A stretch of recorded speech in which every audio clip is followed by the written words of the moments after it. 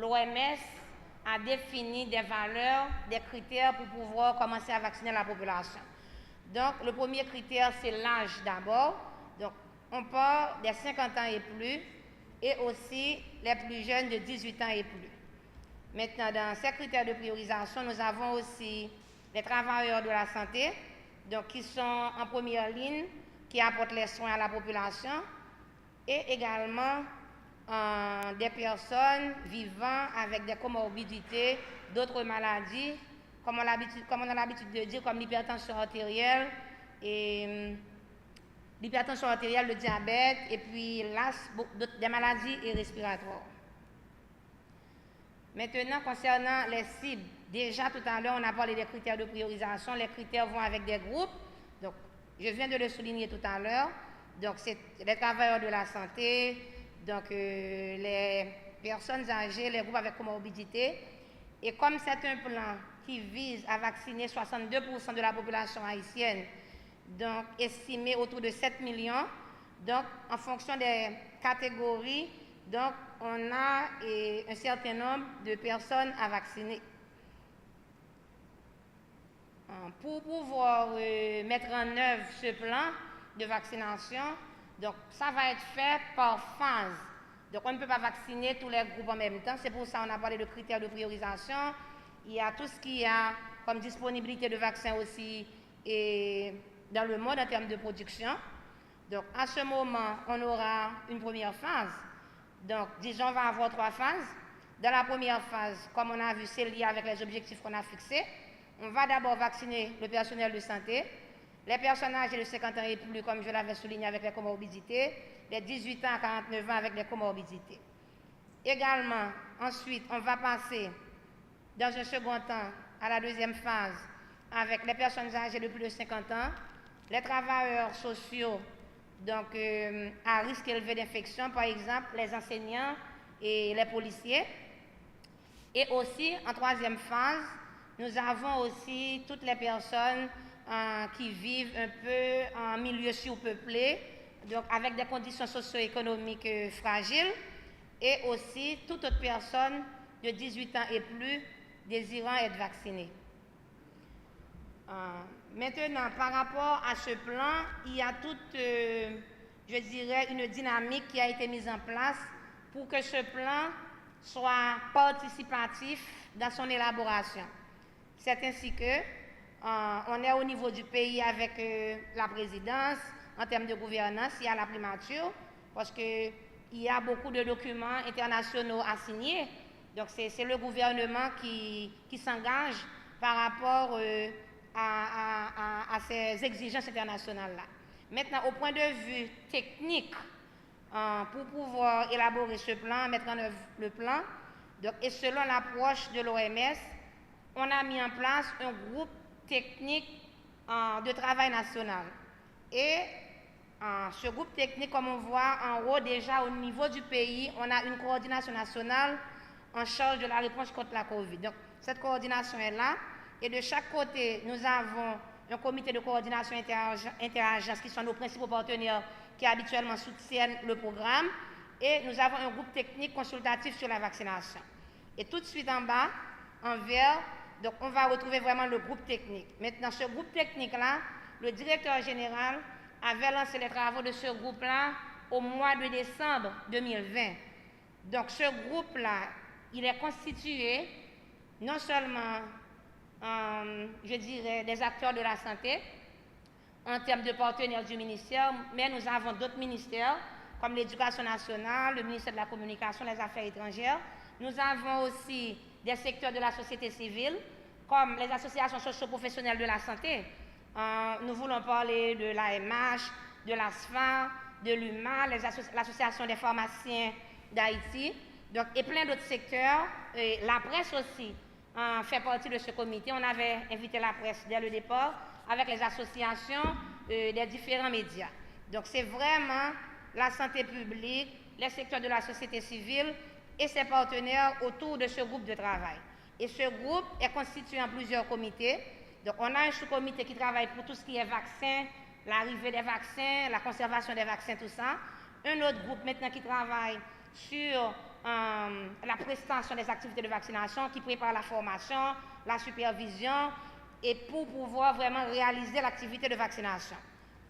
Ensuite, on a un comité en charge du système d'information qui doit travailler sur tout ce qui est outils pour le système, les codes de vaccination, un comité pour la communication, pour communiquer avec la population, la sensibilisation, un autre comité qui est en charge de la surveillance, c'est-à-dire si après le vaccin, on a un malaise, il y a un petit problème, il y a un comité qui s'en charge et une équipe qui travaille sur les finances.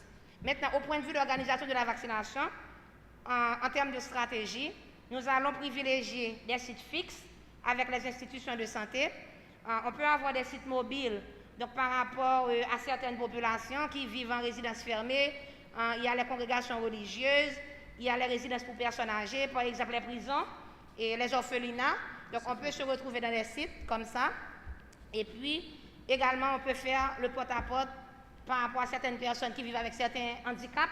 On peut se retrouver aussi à faire des coordinations. Maintenant, pour réaliser cette activité de vaccination, on présente ici l'organisation d'un site de vaccination. Et pour ce site de vaccination, parce que vous savez qu'on est en période de pandémie, il y a tout ce qui est à respecter comme gestes barrières de distanciation en physique. Donc nous allons avoir une zone d'accueil, une zone d'attente, ensuite une zone où on fait la vaccination, une autre zone pour rentrer les informations et remettre la carte, et une autre zone où la personne qui est vaccinée va passer 15 minutes pour voir s'il n'y a aucun malaise, aucun effet. Et l'autre composante qui est importante pour nous en matière de vaccination, c'est tout ce qui est la chaîne de froid. Parce que les vaccins ne sont pas produits dans le pays, donc ça vient d'autres pays où il y a cette capacité de production. Donc c'est le volet chaîne de froid en logistique. Donc depuis le lieu, comme c'est projeté ici, vous allez voir depuis la manufacture, donc pour laisser le pays producteur arriver aussi en Haïti. Et dans notre système, quand les vaccins arrivent en Haïti, nous avons une centrale nationale d'achat qui est co-gérée avec l'OPS-OMS qui s'appelle Promesse. Quand le vaccin va arriver de l'aéroport, on va à cette centrale nationale. Ce vaccin sera acheminé vers les départements. Et quand ça arrive au niveau de l'entrepôt départemental, ça peut aller aussi vers des entrepôts communaux au niveau de ce qu'on appelle les unités d'arrondissement et de santé, et pour aller être livré au niveau des institutions de santé et ensuite pour vacciner la population. Ici, c'est quelques images de ce qu'on a comme chaîne de froid dans le pays. Donc, comme on a dit, au niveau national, on peut avoir des chambres froides. Tout comme maintenant, avec les vaccins Covid, ça nous a demandé maintenant de travailler sur une augmentation de notre capacité de stockage. Donc, on va avoir non seulement des chambres froides au niveau central, mais il y a des départements comme l'Artibonite, qui est un grand département qui peut avoir une chambre froide, l'Ouest également. Ensuite, on a des réfrigérateurs qui sont au niveau des entrepôts. Et ensuite, pour aller encore dans le niveau communal, et des glacières pour vraiment bien conserver les vaccins, parce que les vaccins demandent toute une chaîne de froid. Donc, depuis la production jusqu'à l'injection au bras de la personne. Donc, ça demande toute une conservation particulière en termes de chaîne de froid. Et juste pour compléter ce que j'avais dit tout à l'heure, ça prend comme un délai aussi de livraison. Parce que si ça doit venir de l'Inde ou bien de l'Union européenne, un pays comme l'Angleterre, donc ça prend un temps vraiment pour que les vaccins sortent d'un lieu, du lieu de production, ensuite pour passer par voie aérienne ou par voie maritime, parce qu'il y a les vaccins, mais il y a aussi des seringues et d'autres intrants nécessaires pour faire l'activité de vaccination. Ce que j'ai essayé d'expliquer tout à l'heure, donc c'est un plan à différentes étapes. Donc, on a vu tout ce qui était, comment on va organiser les sites de vaccination. Maintenant, on a vu dans le schéma que j'avais présenté tout à l'heure, quand on a fini de donner les vaccins, on doit enregistrer quand même la personne qui a été vaccinée. Ensuite, pour lui donner un rendez-vous si c'est un vaccin à 2 doses. Donc, c'est ainsi que nous avons un carnet de vaccination donc, qui est projeté ici, donc qui est déjà prêt et disponible et en imprimerie pour que dès que sitôt le vaccin sera au niveau du pays, qu'on puisse pouvoir commencer les activités.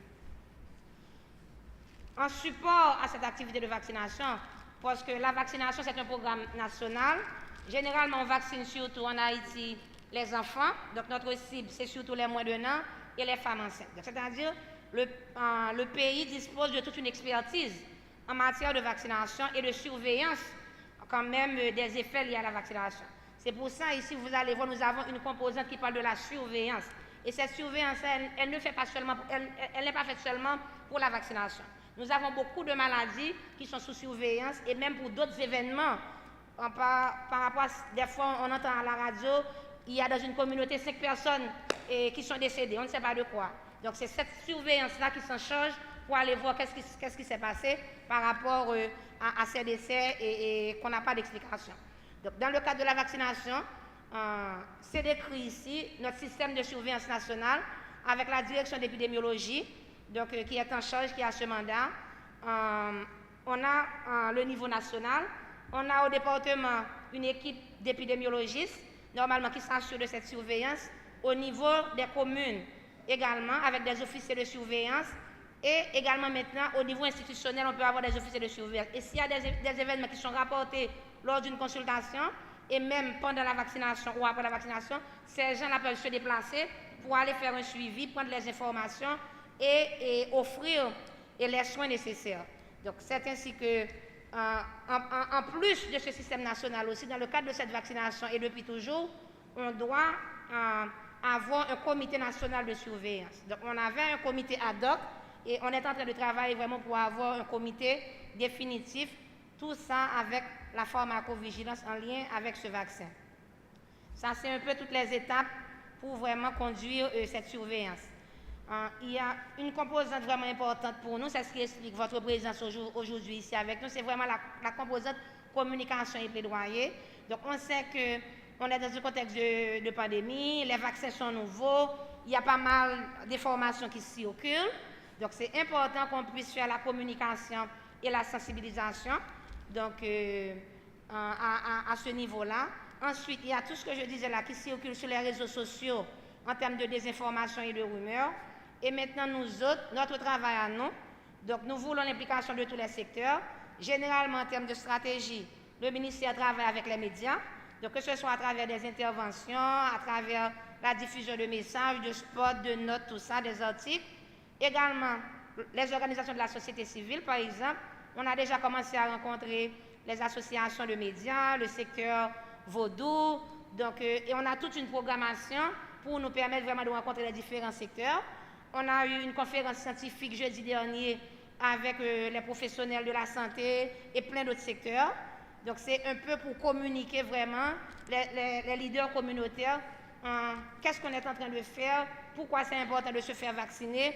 Donc ça, c'est vraiment une composante majeure, vraiment pour arriver à vacciner la population. Pour pouvoir arriver vraiment à mettre en œuvre tout ce plan, qui a plusieurs étapes, comme on a vu. Déjà, on a le plan qui est disponible. Depuis le mois de février, ce plan a été soumis à l'Organisation panaméricaine de la santé et à nos différents partenaires. Donc, là maintenant, vous avez vu ici, c'est les nombreux partenaires qui appuient le pays. Nous avons Gavi, qui est l'Alliance mondiale qui travaille sur les vaccins et la vaccination, qui nous supporte pour notre programme de routine. Il y a la facilité COVAX, dont Gavi est membre, l'OMS, l'UNICEF, donc la Banque mondiale. Donc vraiment, ce sont les principaux partenaires qui appuient les CDC également, donc qui vraiment appuient le ministère. Déjà, comme j'ai dit, on a pu déjà travailler sur ce plan. On a travaillé sur plusieurs étapes. Donc les différents sous-groupes sont au travail. Et l'idée maintenant, c'était de vous communiquer tout ce que le ministère a commencé à faire. Et ceci, on a dit qu'on a lancé le groupe technique en décembre. Mais on a commencé à travailler vraiment depuis octobre sur vraiment cette introduction de vaccins. Donc, vraiment, merci beaucoup. Et le message, c'est on a le vacciné contre COVID-19. Dans quatre démarches que l'État a fait, nous avons cherché tout vaccin qui gagne autorisation de mise sur, d'utilisation et que dans le partenariat que nous gagnons avec soit des pays ou bien des organisations, nous sommes capables de joindre. Donc, si vous voulez citer non, nous sommes capables de faire ça, mais nous ne pouvons pas rentrer dans non. Même capable de dire que dans la démarche, nous gagnons particulièrement 4 types de vaccins que nous avons cherchés. Nous gagnons vaccin que la compagnie Pfizer fait. Nous gagnons vaccin que les Johnson Johnson, vaccin AstraZeneca et vaccin Moderna. Donc, en gros, c'est 4 types de vaccins que nous ciblons et nous gagnons de bons espoirs que nous avons privé gagner une quantité dans chaque pour nous mettre à disposition de la population. Et nous ne pouvons pas rentrer dans un débat sur l'effet secondaire parce que je suis capable de dire pas gagner vaccin qui pas gagner effet secondaire. Que ce soit vaccin ordinaire qu'on prend pour la rougeole, en tout cas diphtérie, n'importe qui ça, il gagne quelques petits effets secondaires. Et même pour la plupart des effets secondaires qui sont assez sérieux. Tout ça a dit de vaccins, c'est des chercheurs, des cliniciens, des gens qui font de grandes recherches sur eux, qui joignent.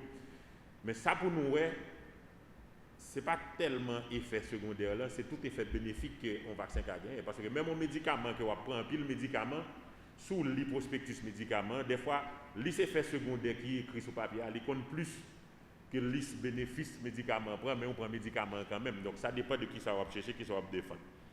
Donc, nous parlons de rumeurs, effectivement, une rumeur était ça, je l'ai dit, il n'est pas forcément un bagage qui est vérifié. Certaines fois, malheureusement, il n'est pas forcément tout un bagage qui n'est pas vrai, mais il était une rumeur, donc il faut que nous considérions le pour s'allier. D'où l'importance pour les gens qui gagnent bonne information, les gens qui gagnent information qui est scientifiquement prouvée, pour les gens faire une plus large diffusion possible de l'information pour couvrir les rumeurs, surtout les rumeurs négatives. Un vaccin, pas jamais considéré comme un médicament pour traiter un problème. Donc, autrement dit, un vaccin pas entraîner guérison. Vaccin, c'est un bagage qui rentre dans la prévention. Prévention, il y a plusieurs niveaux et il y a plusieurs types de prévention.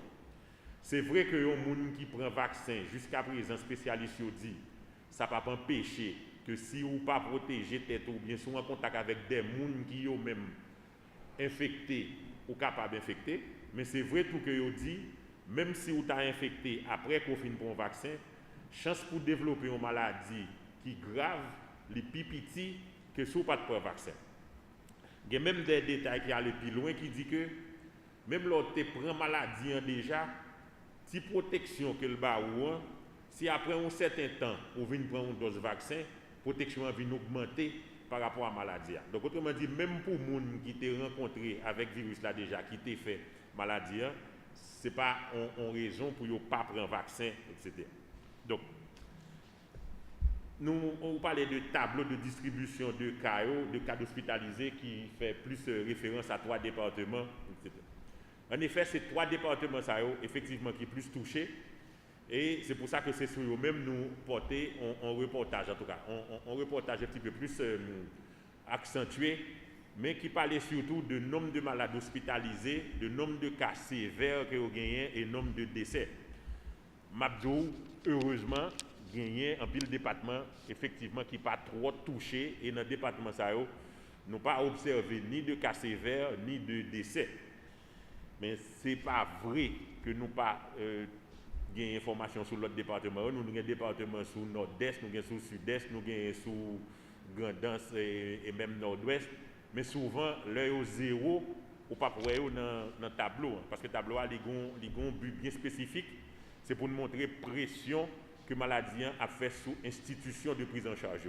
Donc, si un département qui n'a pas une institution de prise en charge, qui a un volume de malades là-dedans, qui demande une attention spéciale, ou après, le plus souvent, il n'est pas dans le tableau. Ça. Est-ce que la population est réceptive par rapport à vaccin? Et peut-être qu'il y a des détails que le docteur Bion est capable d'ajouter. Nous faisons des études, donc il y a un groupe qui travaille sur ça, qui fait des études pour aller demander un groupe dans la population qui ça repenser, etc. Si je bien songé, grosso modo, il y a à peu près 25% de gens qui interrogent sont favorables. Mais nous ne pouvons pas courir en conclusion pour nous dire que ça veut dire que 75% pas favorable. Maintenant, il faut que nous regardions l'échantillon de gens qui ont interrogé, qui dans la majorité c'était des gens qui étaient jeunes, qui en principe pas senti trop vulnérables par rapport à la maladie. Ça pour connaître, c'est que pas un pile pays, pour ne pas dire pas aucun pays, que dès le début, la population était très réceptive, etc. Dans le début intervention, dans le début conférence, dans toutes les activités, ça me parlé de ça, les changements de comportement par rapport aux risques perçus. Je dis, on doit pas le vaccin, et puis demain, c'est vous qui levez ou aller chercher le vaccin par rapport à un événement qui arrive dans l'entourage ou bien dans la vie. Donc, c'est vrai tout, il faut que nous reconnaissions, pas un engouement vers la vaccination spontanée, et ceci, ce n'est pas dans le pays d'Haïti seulement, qu'après, dans un pile l'autre pays. Mais c'est aussi vrai que, compte tenu de sa vaccin capoté en termes de protection, même si ce n'est pas pour vous-même directement, mais pour les gens qui sont dans l'entourage. Parce que dès que ça n'a pas parlé de maladies qui, malgré que plus que 80% des gens qui prennent ne doivent pas gagner, mais il y a un grand monde que 80% des gens qui lui-même ont l'autre problème, ils vont mourir. Donc, autrement dit, plus ou des gens qui sont vaccinés, c'est plus ou gagner, entre guillemets, si je suis capable de dire la certitude que vous ne pouvez pas gagner une grande circulation de virus là pour ne pas arriver à toucher les gens qui sont vulnérables, qui sont capables d'infecter. C'est quand toute notre protection, les vaccins sont forme de protection. Les vaccins sont un ajout. Ce n'est pas le miracle, mais c'est un bagage que vous ajoutez dans la protection. Et en matière de protection, il y en a plus, pas jamais fait du tort. Donc, date effective. Arrivé vaccin, nous ne pouvons pas dire pour nous dire que nous avons un vaccin demain, après-demain ou bien semaine prochaine. Tout ça, c'est que toutes les démarches veulent faire nous penser que dans un futur qui n'est pas trop loin, je ne vais pas dire très bientôt, parce que très bientôt, demain, on va dire bientôt côté vaccin, nous supposons qu'il y a un vaccin qui arrive et nous croyons que nous avons un vaccin qui arrive. Et pas oublier que nous sommes plusieurs pistes à la fois. Nous avons plusieurs pistes. Docteur Biron parlait de mécanisme COVAX qui est toujours activé, malgré qu'il y a des difficultés de transport, en fait, pas de transport, si je dis d'approvisionnement pour nous capables de joindre un stock qui est réservé pour le pays et que nous disons NAPTAN. Parce que nous avons fait de production tout. Donc, c'est un mécanisme qui est responsable pour faire vaccin disponible à travers le monde. Pas grand pile pays, pas grand pile fabricant qui a fait lui. Donc, si fabricant qui a fait lui, il faut qu'il soit capable de produire assez pour distribuer à travers le monde. Mais en dehors de mécanisme COVAX, là, nous gagnons tout d'autres promesses, non seulement au niveau bilatéral, c'est-à-dire entre pays, et même d'autres organisations avec lesquelles nous travaillons. Donc, moi, je pense que nous sommes capables, confiants, et que avant la fin du mois de juillet, si nous sommes capables de parler comme ça, nous supposons gagner un vaccin qui est disponible à grande échelle pour nous commencer l'opération de vaccination. Donc, dernière question, c'est une question qui lit même beaucoup de cols difficiles, c'était l'accès aux zones difficiles. Une chose que je veux dire, c'est que nous avons souhaité que le temps pour nous commencer à vacciner, pas gagner problème ça encore, pas gagner zone qui est difficile d'accès. Mais si jamais c'est le cas, pas oublier que le vaccin li baille tout sur une base volontaire. Et je pense que depuis qu'il y a un groupe ou bien des gens qui veulent le vaccin arriver sur eux, il y a organisé pour le vaccin arriver. Et il y a une nouvelle qui sortit cette semaine que nous faisons partie de 5 pays qui pourront commencer à vacciner. Mais malheureusement, ce n'est pas 5 pays seulement dans le monde qui n'ont pas de problème de zones difficiles ou de zones d'accès. Ça t'avait dit que dans plus que 180 ou bien 185, 184 ou bien 189 sur les pays qui sont dans le système des Nations Unies, il y a une opération vaccination qui a fait. Au moins certain que si vous faites des recensements ou bien si vous faites des recherches, vous voyez que dans le pays, ça il y a des situations difficiles. Donc, il faut que nous innovons, il faut que nous soyons capables, à chaque situation, nous développer une stratégie pour le vaccin qui arrive au plus grand nombre. Mais encore une fois, je dis, ce n'est pas un vaccin que l'État a intention et même la communauté scientifique dit à l'imposer. Autrement dit, nous ne sommes pas obligés de rentrer de force à la vaccination, à plus forte raison si c'est dans une zone côté Mounio même n'ont pas accepté la vaccination. Mais si vous acceptez, vous pensez à mettre toutes conditions pour être capable de joindre. Et nous-mêmes, nous répondons, depuis que une zone qui t'a voulu un vaccin, nous mettons toute stratégie en place pour faire le vaccin arriver dans la zone. Mais pas oublier tout, il y a des gens qui sont qualifiés pour recevoir le vaccin. Ça n'est capable d'arriver que nos zones, selon toute étude, selon toute bagaille, pas trop de monde qui a besoin de vaccin ça ou des types de vaccin ça, etc. Donc tout ça, c'est des calculs. Et là, on a montré une population cible.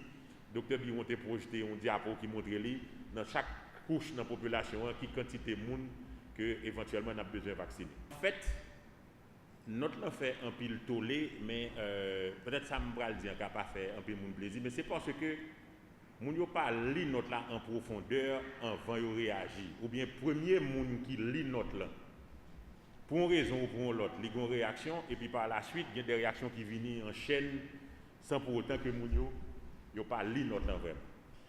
Et note là en clair, il n'y a pas d'autorisation à secteur privé lucratif là, c'est-à-dire commercial là, pour lui rentrer vaccin pour le vendre. Il était plus on visé pour le mettre l'ordre dans une situation qui était commencé à développer, qui était attiré l'attention. On connaît, je veux dire, c'est pas un secret pour personne, qu'il y a des groupes de monde qui t'a rentré dans la logique pour voir si on est capable de faire vaccin rentrer, pour y vacciner dans un couloir qui tout à fait, je ne vais pas dire pas régulier, mais qui n'est pas répertorié. Donc, et dans le ministère, là, nous avons recevoir un pile de demandes d'associations, particulièrement d'associations à but non lucratif, si vous voulez, qui voulaient une autorisation pour faire rentrer vaccin, soit pour vacciner personnel ou bien pour vacciner des groupes qui travaillent avec eux. Donc, comme ministère, comme l'État, nous avons dit que il n'est pas possible pour avoir le gain pour une affaire avec 10, 15 personnes qui ne sont pas habitués dans le problème médicament, dans le programme médicament ou bien dans le programme vaccin. Pour chaque monde qui a une autorisation pour rentrer 200 doses, 300 doses non valises et qu'on n'a aucun contrôle, ils ont fait notre sortie pour mettre un contrôle sur ça. Seul problème que les gens viennent identifier, ils ont identifié seulement, ils ont mis accent seulement sur le côté ministère. Ils dit que si on a une capacité, ou un contact, ou un moyen pour faire vaccin rentrer, ou capable, mais ils n'ont pas gardé côté il dit, mais il faut respecter 1, 2, 3, 4, 5. Et si vous regardez dans ça, vous pour respecter, moi même si je suis un entrepreneur, je ne vais pas rentrer là-dedans. Parce que pas aucun moyen pour te rentrer vaccin non but commercial dans ça. Si vous regardez ça, vous demandé pour faire là. Notre note est sorti plus non but pour mettre réglementation, pour te régulariser la question. Si je dis,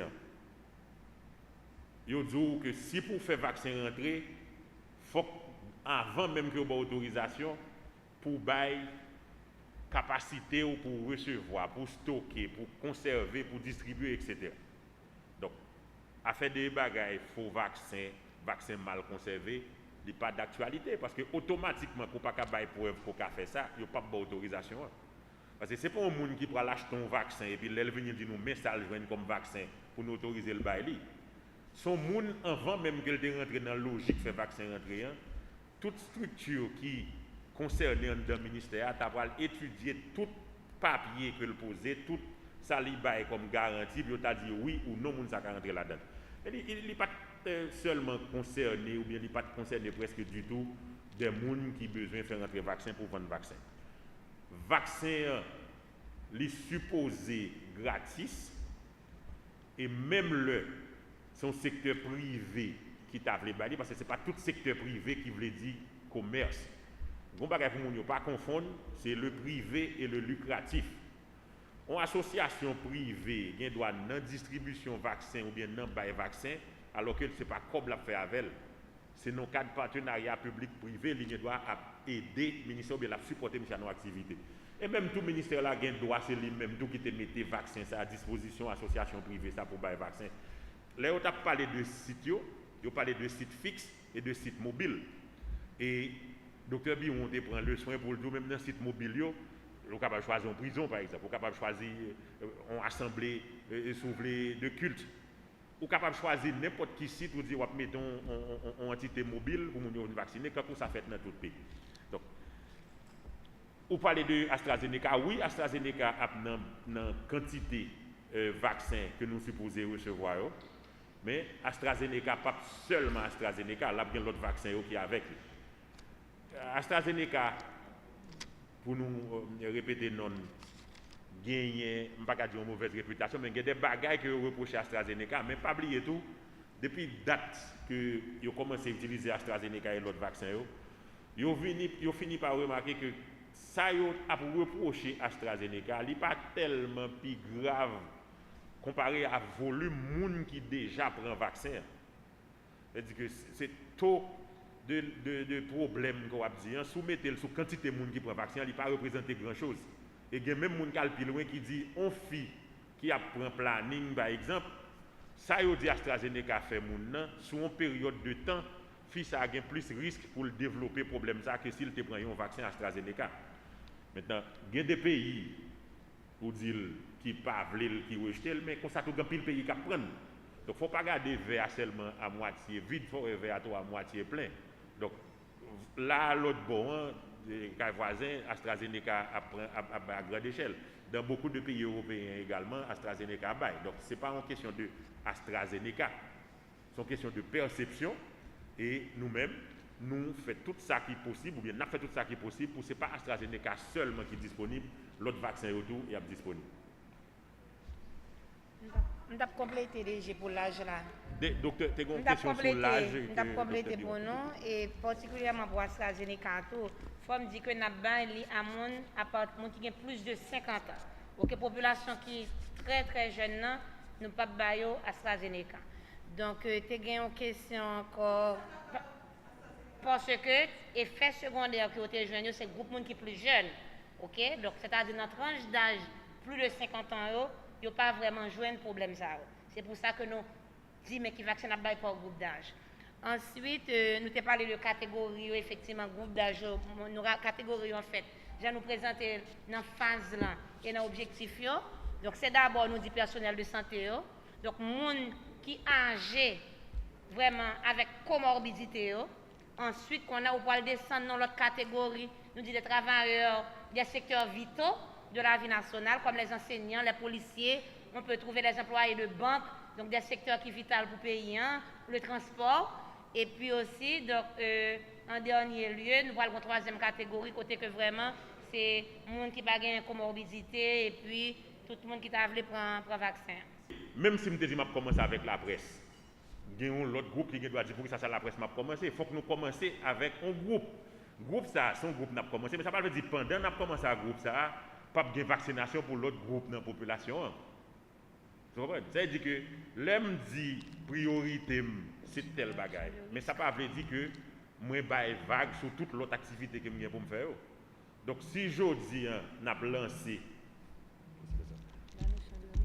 Si je dis, on a lancé activité, groupe ça, c'est un groupe qui un groupe d'intérêt, groupe qui exposé plus à virus, c'est-à-dire des gens qui travaillent particulièrement dans ce côté où prend maladie en charge, et groupe monde de plus de 55 ans ou bien de plus de 50 ans, groupe monde qui a une comorbidité. Mais dans n'importe qui couche dans la population qui a monde qui a plus que 50 ans, mais qui a une comorbidité de la donne. Et ça, les professionnels de la santé, c'est des gens qui sont dans la population à tout. Ce n'est pas comme si il y a baoul parce qu'on docteur ou bien parce qu'on infirmier, non. Nous ne pas réserver vaccin pour les professionnels et puis pour les gens qui ne travaillent pas ou bien les gens qui n'ont pas de profession, si vous voulez pas de vaccin, non. Ou de chiffres. Donc, ce n'est pas tranche d'âge et pas catégorie. Là, on dit 60%, on dit 60% de la population. Nous n'avons pas 60% de la population qui travaille dans le secteur santé.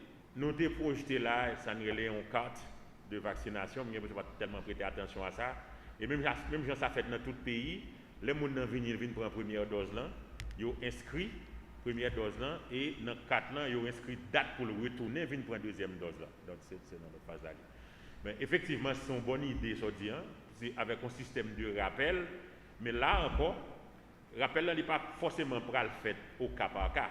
C'est sûr que si je dis aujourd'hui que chaque monde qui finit vacciner il y a pris numéro de téléphone pour y aller pour la deuxième dose, ou dit pas sérieux. Mais ou même, comme la presse, ou un travail qu'on est capable de faire tout pour ça. Donc, sensibilisation, on va dire tout le monde, ou qu'on est vaccin ces deux doses, sous la première dose ou telle date, pas oublier pour aller reprendre deuxième dose, etc. Nous sommes capables de faire comme ça. C'est une façon, nous sommes capables d'utiliser communication et sensibilisation. Déjà, depuis le monde vient vacciner la première fois, on fait le connaître ces deux doses. À date d'aujourd'hui, à ce moment, je ne pense pas que le ministère est capable d'engager une bonne réponse de qui ça va arriver ou qui ne va pas arriver. Par contre, ce que je peux vous dire, c'est que cette même personne, non, justement, si nous avons un rapport avec toi, c'est pour ça qu'il n'y a pas de débattre là, il est supposé débattre dans l'assemblée de juristes. Cette même personne, je peux garantir qu'elle va le confronter à même problème dans beaucoup d'autres activités. Donc, ce monde qui risque dans plusieurs activités, il pour le faire, genre d'action sur dire. Là, ça peut-être selon le développement qui gagne par rapport à la problématique de vaccination, les gens connaissent qui ça gagne comme recours ou pas. Mais à date d'aujourd'hui, je ne sais pas il y a des gens qui ont imposé vacciner, qui ne peuvent pas vacciner, mais qui ça pour le faire. De toute façon, la personne va faire un choix. C'est qu'aujourd'hui, il y a tout le monde qui a parti pour faire un test. Il n'y a pas de monde qui a décidé ou plutôt pas parti au lieu de faire test là. Donc c'est un choix. Donc ce n'est pas une question qui va le résoudre au cas par cas. Je n'ai pas de jurisprudence dans la question. Je ne vais pas dire que tu as tel monde qui ne veut pas faire test là, etc. Je souhaite que nous ne pas arriver là. Parce que nous avons parlé quand même d'un pourcentage de population. Je ne connais pas de pays où actuellement 100% de la population est vaccinée.